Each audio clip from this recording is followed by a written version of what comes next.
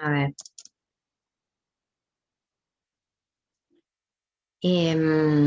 Bueno, les decía entonces, no recuerdo bien cómo iba, pero les estaba diciendo eso, que a esa moción, entonces, a ese movimiento que se produce en lo psíquico, la próxima vez que aparece, que sobreviene la excitación, Freud la va a llamar deseo, y que el deseo por el camino más corto terminaría en la alucinación, ¿no?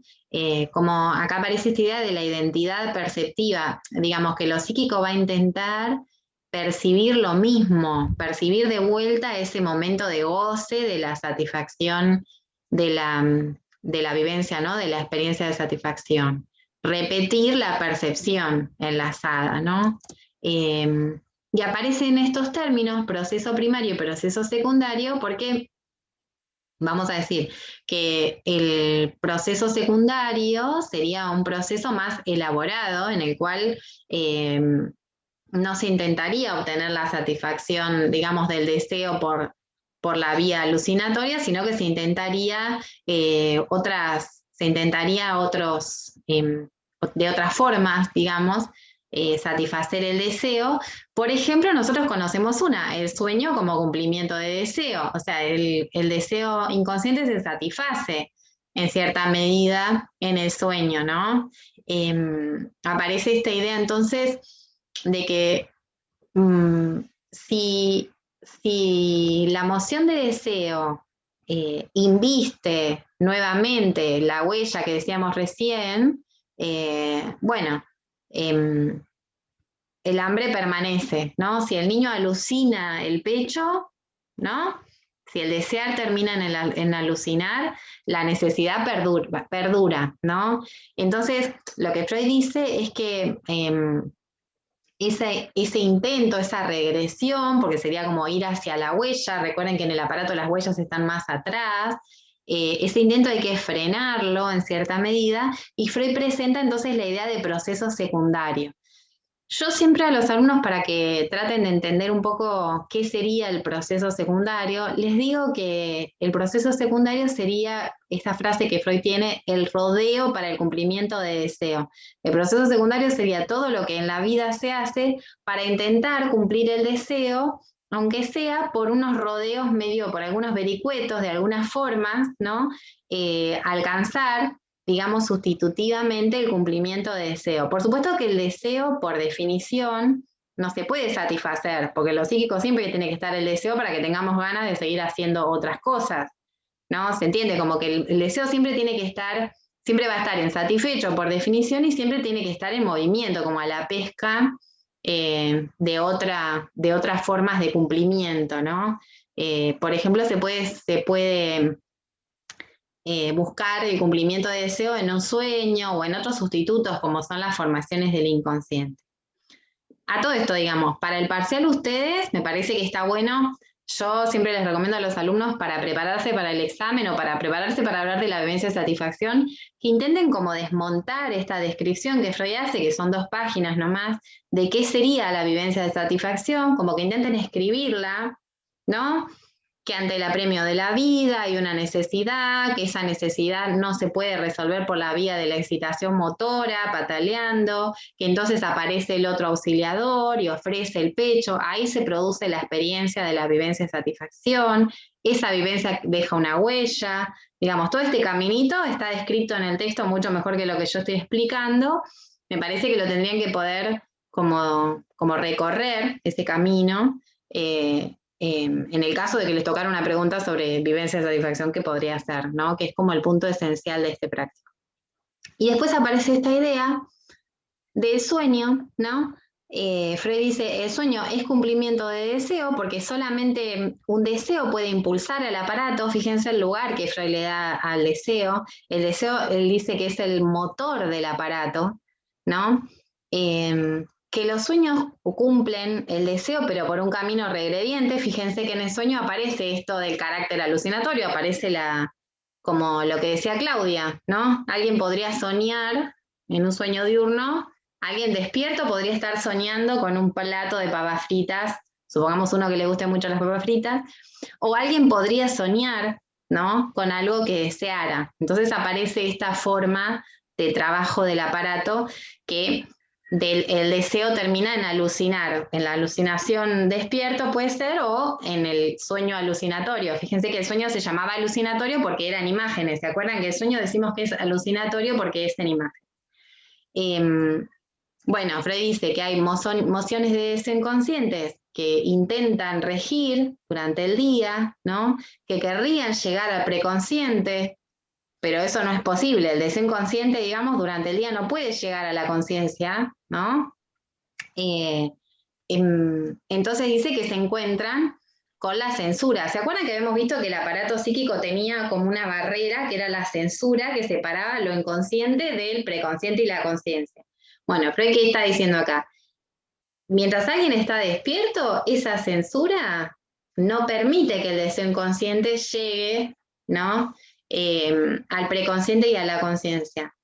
En cambio, esta censura en el estado del dormir, fíjense, ¿se acuerdan que hablábamos de que se relaja la censura y eso hace posible que el sueño sea soñado, o sea, que el deseo inconsciente se abra camino, como decían más temprano los compañeros? Entonces, en el estado de vigilia, ¿no? Cuando estamos despiertos, Freud dice que la censura es el guardián de la salud mental. ¿Por qué? Porque la censura no permite que el deseo inconsciente aparezca así bruto, digamos, en bruto, sin desfigurarse en la conciencia, ¿no? Pero cuando el guardián entra en reposo, ¿no? Vamos a decir que la censura, este guardián entra en reposo y cierra las puertas de la motilidad. ¿Se acuerdan que habíamos visto que el aparato en el estado del dormir se cierra el polo motor? ¿Se acuerdan? Como que no tiene demasiadas consecuencias soñar con algo, porque total, no va a haber consecuencias en el mundo, porque el sujeto está quieto ahí mientras está dormido, digamos, ¿no? Entonces aparece esta idea del sueño como cumplimiento de deseo. Esta sería como la doctrina de Freud, que el sueño siempre va a ser el cumplimiento de un deseo inconsciente. Bueno, y tenemos una última diapositiva, que no sé quién de los compañeros la iba a explicar. Alguien del grupo la iba a explicar. Por lo menos yo había entendido que era así. ¿Están los compañeros del grupo conectados? Como para ver si alguien me explica esta última. Sí, lo que pasa es... Claro, quería dejarla a mi compañera si quería hablar, porque... Claro, porque no, yo vi a explicar la anterior y esta es como que muy clara, no me queda. Ah, bueno, pero espera, volvamos a la anterior entonces. Uy. ¿Esta querías explicar vos? Sí. A ver, si voy... Ahí, esta. A ver, te la dejo ahí.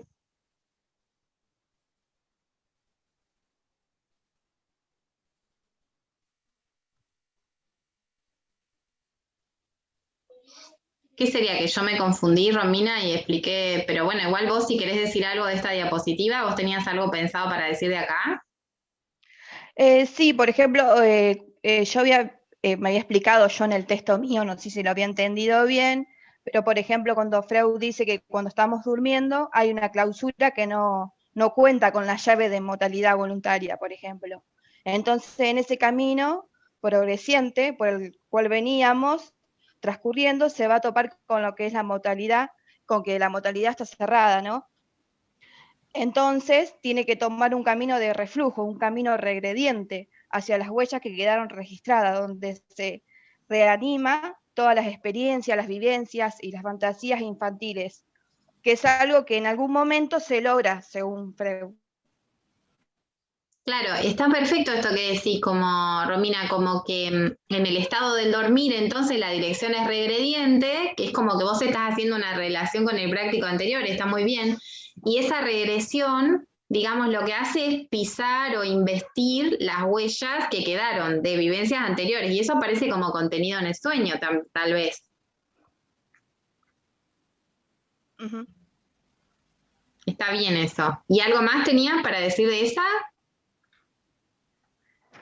No, porque la otra ya la explicó usted. Claro, el otro yo me confundí porque yo entendí que ustedes tenían la última. esta del sueño como formaciones del inconsciente. Esta diapositiva no es tan complicada, o sea, lo que nosotros estamos queriendo hacer acá es armar una serie. Piensen que en una serie está formada por equivalentes, ¿no? Como, o por lo menos elementos de las mismas características. Entonces, en esta serie aparece la primera formación del inconsciente que nosotros vemos en psicoanalítica, es el síntoma, ¿no? Sabemos el síntoma como un sustituto, ¿no? Como un modo, digamos, en el que lo inconsciente se manifiesta, ¿no? Y Freud lo que hace al estudiar los sueños es plantear que el sistema inconsciente también se manifiesta entonces en los sueños, o sea que no solamente en los síntomas. Freud dice, si existe un sistema inconsciente, entonces el sueño no es la única exteriorización. También nosotros conocemos a otra exteriorización de lo inconsciente en el síntoma. Pero no solo esa, ¿no? Freud nombra que va a haber otras formaciones del inconsciente, otros productos del inconsciente, como también son las operaciones fallidas y los chistes. Yo les decía a los compañeros cuando ellos estaban preparando este PowerPoint, esta diapositiva, que no se olvidaran de sumar estas operaciones fallidas y los chistes, porque es como la serie que Freud arma, ¿no? De las distintas formaciones del inconsciente. Piensen que en lo inconsciente no solo va a producir sueños o síntomas, ¿se entiende? Puede producir un acto fallido, que un paciente hablando tenga un accidente y diga algo de lo inconsciente. Claudia. Decís que son distintas formaciones del inconsciente o es distintas maneras de manifestarse en el inconsciente. Es lo mismo, sí, son formas en las que lo inconsciente se manifiesta, sí. O sea, por diferentes formas. No, pensé que por ahí es como que eran distintos inconscientes, No, por ese lado. El mismo inconsciente, digamos, lo inconsciente reprimido puede generar un síntoma, pero también puede volver como un sueño. Sí, o como el acto fallido o el chiste, sí. Como el acto fallido o el chiste, como hace unos años me decía, que les debo haber contado quizás, que un paciente me decía, yo con mi papá siempre elijo, ¿no? Entonces él me decía, yo con mi papá siempre elijo. Entonces yo, ¿qué le digo? Claro, vos con tu papá siempre elijo, le digo yo. ¿Por qué sería un acto fallido? ¿Qué está diciendo ahí él? ¿Como que era la relación de padre e hijo se refería o a elegir? No sé. Claro, no sé ahí aparece como un... Él quiso sí, decir elegir. pero era como que marcaba la relación, o que siempre era el hijo, digamos. ¿No? Porque No encima saber qué él había. dice, yo con mi papá siempre elijo, ¿no? Entonces él quería decir como que él, digamos, desde la conciencia, como que él hablaba de su elección, ¿no? Pero bueno, ahí dijo algo más, ¿no? ¿Se entiende? Eso sería, vamos a decir, eso puede ser un acto fallido, ¿no? Como cuando alguien dice un acto fallido, muchas veces hay como risas, como que dijo algo que no quería decir. Entonces ahí, esa sería como la idea de operaciones fallidas, ¿no? Yo les trato de dar algún ejemplo para que lo puedan como captar. Entonces habría ahí esas distintas formaciones que harían una serie. No es que la única manera en que lo inconsciente se manifiesta es en síntomas. Ahora sumamos los sueños, pero hay otras. Por eso les decía que se fijen que seguramente en el teórico el profesor debe haber trabajado otras formaciones del inconsciente. Signorelli, hay unos cuantos ejemplos de operaciones fallidas o de chistes. Ahí también lo deben tener. Bueno, respecto entonces de este práctico, tomen en cuenta como bien especial esta combinación que tomaron los compañeros de como que el deseo inconsciente no solamente alcanza para formar un sueño, que brinda la fuerza impulsora, pero se tiene que enganchar con algo preconsciente, con un resto diurno para poder formar el sueño, como que no alcanza solamente con el deseo inconsciente, se tiene como que disfrazar a partir de conectarse con eso preconsciente, eso sería por un lado. Por otro lado, la descripción tendrían que poder explicar de alguna forma esta vivencia de satisfacción, que yo les traté un poco de contar de qué se trataba, como origen del deseo, ¿no? Y esta idea de que el sueño es una de las formaciones del inconsciente, pero hay otras, ¿no? Hay otras formas en que el inconsciente se manifiesta. Bueno, si quieren ahora tenemos algún minutito como para alguna pregunta que les pueda surgir, de cara al parcial, digo, no sé cómo vienen, me parece que ya lo empezaron a preparar porque algunos me estaban haciendo preguntas de la bibliografía. Les decía yo que la bibliografía es la que está en la carpeta que se llama Bibliografía de Trabajos Prácticos, eso es lo que entra, del práctico 1 al 8.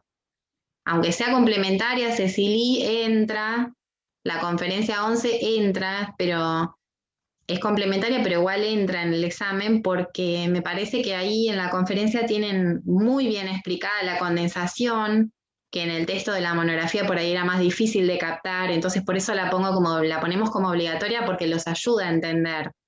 No es como un acto de maldad de agregar un texto, sino que la conferencia es más fácil, se deja leer más, explica mejor, por eso la damos como obligatoria.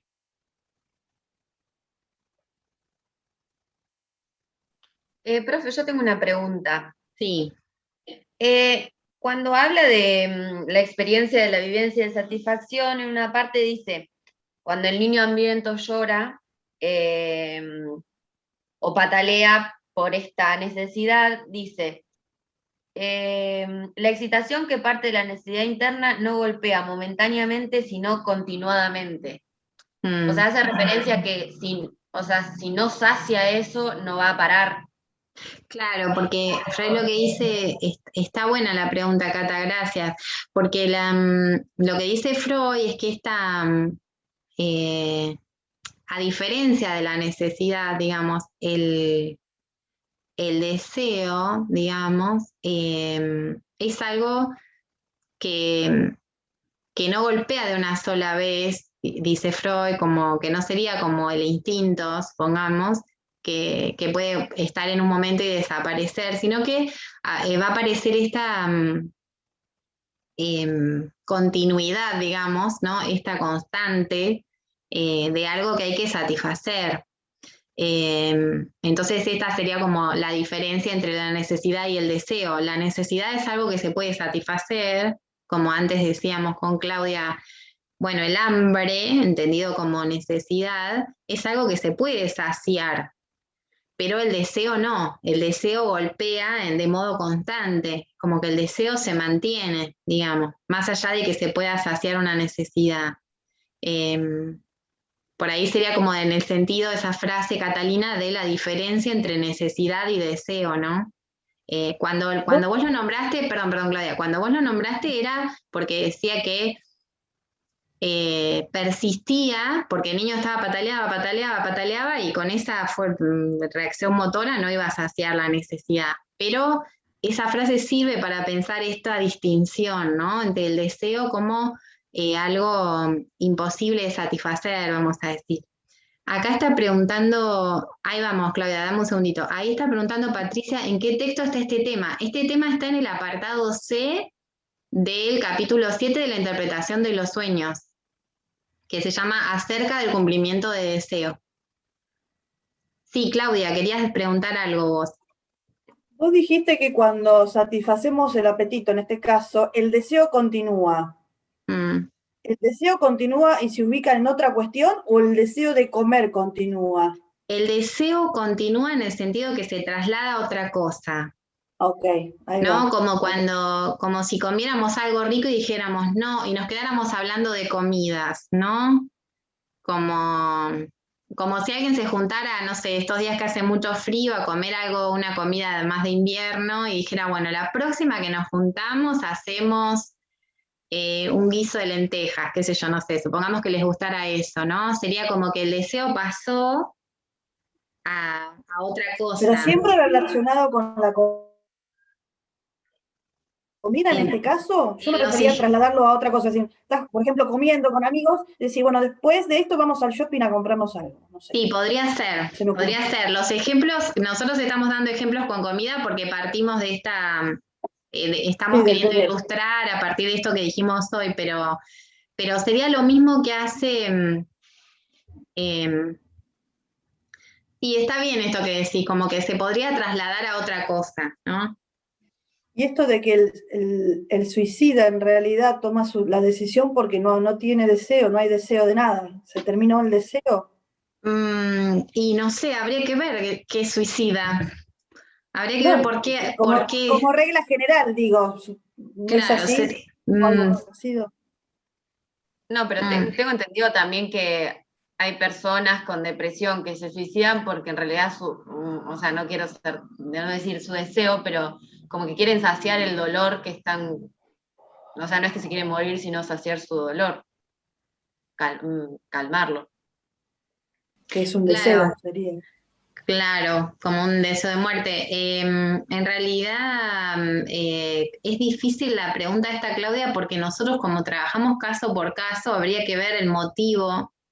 Por ejemplo, alguien podría, una persona despechada en una relación amorosa, podría tener un intento de suicidio como un llamado al otro, ¿no? Como si vos me abandonás, yo me mato, ¿no?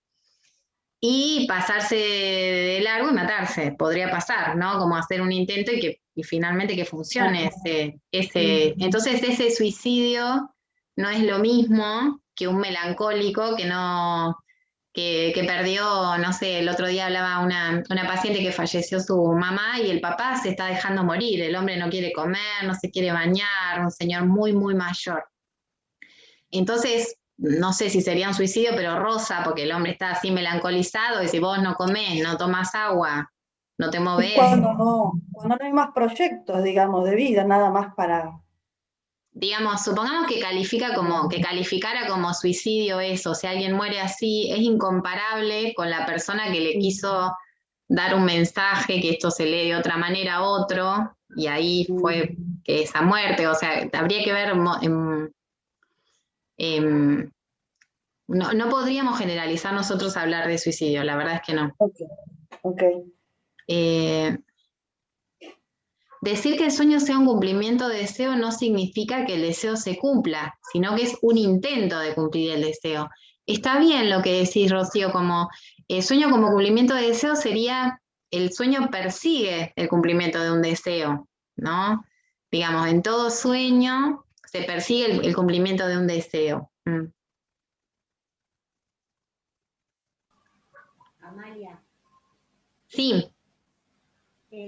Pero el deseo nunca es satisfecho porque es el motor del aparato psíquico. Claro. Si satisfaciera 100%, ¿qué lo movería el aparato? Entonces, el deseo es uno solo, inconsciente, y agarra o toma diferentes caminos. Pero es uno solo que mueve al aparato psíquico. Está bien esto que decís, Patricia, sí, está bien. Imagino que el profesor Volta debe haber trabajado así, por ese lado. No sé si vieron algo con él de esto.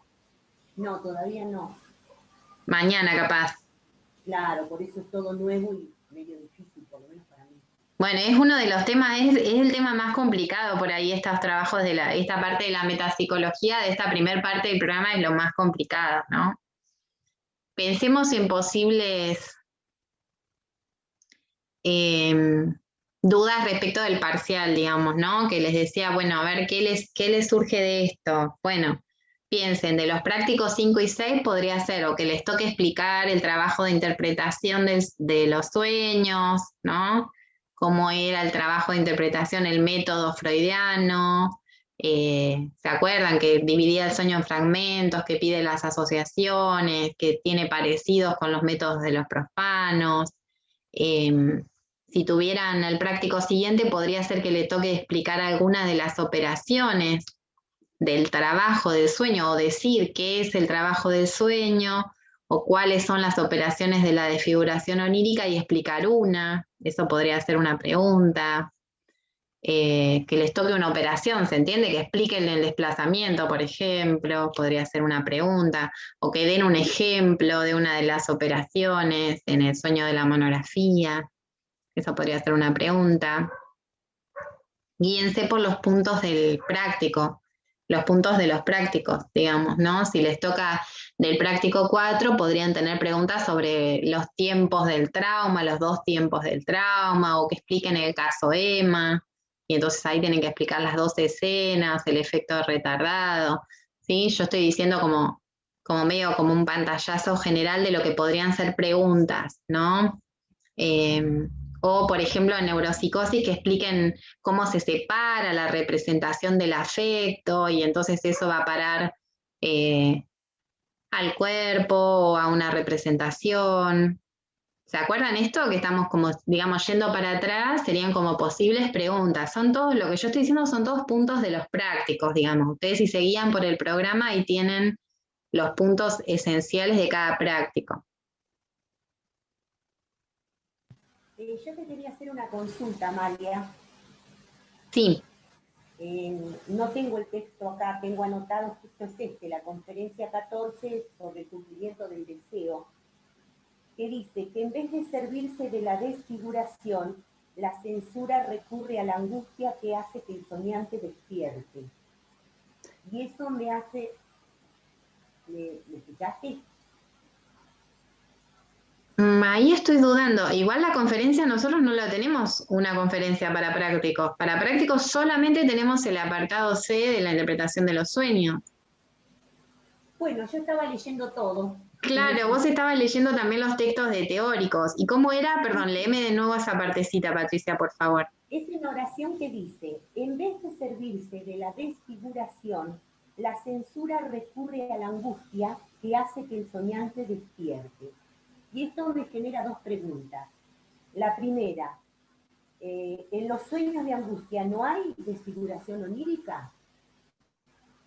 Claro, está bien, Patricia, porque lo que dice Freud es, cuando la censura ya no puede desfigurar más, vieron que la censura lo que hace la desfiguración onírica es disfrazar, ¿no? Entonces, lo que dice Freud es, si la censura no puede detener algo de esto, de que esto inconsciente que llegue a la conciencia, lo que hace la censura directamente es angustiar y entonces la persona se despierta. Digamos, la forma de detener eso sería el estado del despertar, digamos. Y decías vos, Patricia, si los sueños de angustia son cumplimiento de deseo, ¿cómo serían cumplimiento de deseo? Freud lo que dice es que los sueños de angustia igual serían cumplimientos de deseo, porque él piensa que ahí algo se satisface, un deseo se puede satisfacer. Por ejemplo, si se sueña con la muerte de un ser querido, ¿no? Freud dice que se puede satisfacer una tendencia de culpa que alguien tuviera, como diciendo, bueno, me merezco tener esta pérdida. Entonces algo se satisface ahí. Sería medio oscuro, pero se satisface algo. Eso que se satisface sería bastante extraño, pero podría considerarse que se cumple un deseo. Un deseo no necesariamente tiene el signo positivo, digamos. Y la última pregunta, María. La censura utiliza la angustia cuando ya no puede más, digamos, con la desfiguración onírica, entonces el soñante se despierta. La pregunta es, ¿la angustia esta surge por causa de la defensa? Y sí, podría ser que la angustia sea una manera de lo psíquico de defenderse, sí, podría ser, sí. Sí, pensá que se defendería de eso espantoso que el sueño le trajo, en ese caso, a partir de angustiarse, entonces se despertaría. Sí, pensarlo así, puede ser. Bueno, gracias. Claudia, decías que te querías retirar. Adiós. No sé, perdón, no alcancé a contestar. ¿Alguien más quiere hacer alguna otra pregunta? Si no es así, ya directamente nos veríamos. Si no hay preguntas, nos veríamos directamente el día del parcial. No sé si tienen anotadas preguntas, quieren saber algo más.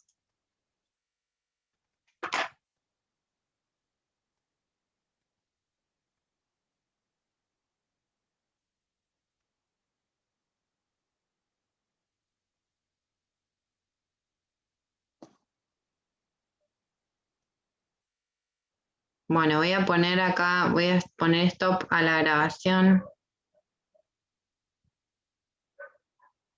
Bueno, buenísimo, Romina. Piensen en guiarse, antes de poner stop, lo digo de nuevo para que tomen en cuenta.